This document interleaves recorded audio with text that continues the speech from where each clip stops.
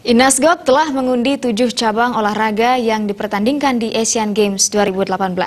Setelah melalui prosedur itu, Inasgok siap bekerja semakin giat untuk menyukseskan Asian Games 2018 yang digelar di Jakarta dan Palembang.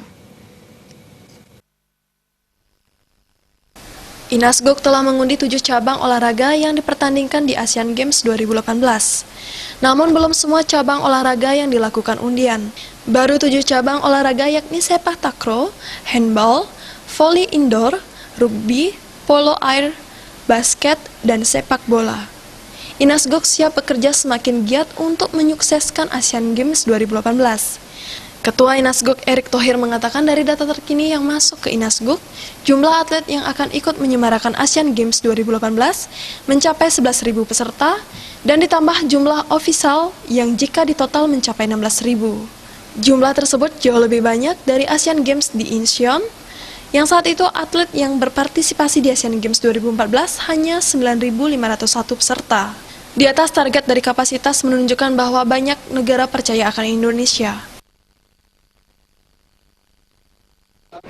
Kalau kami tentu dari Inasgok fokus dengan hasil drawing ini kan kita segera memapping tim mana, latihan di mana bertanding di mana, dan juga yang terpenting juga apa yang kita pastikan untuk tadi servis kepada atlet-atlet ini.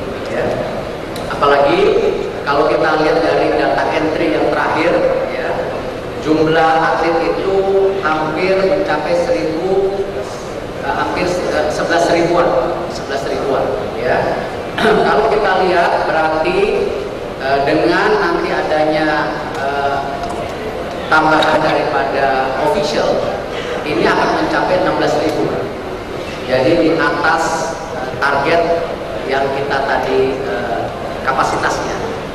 Alhamdulillah bagus, berarti banyak negara percaya kepada Indonesia. Tapi tentu kami Inasgok sama seperti voli juga tadi segera merapatkan barisan untuk menghitung ulang bagaimana kalau persiapannya ini naik sampai tadi ini 20% dari Incheon, di atas Incheon.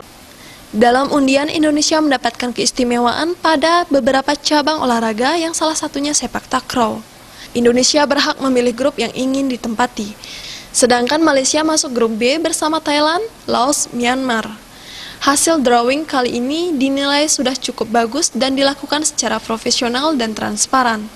Dari Jakarta, Ketut Sumadiasa melaporkan.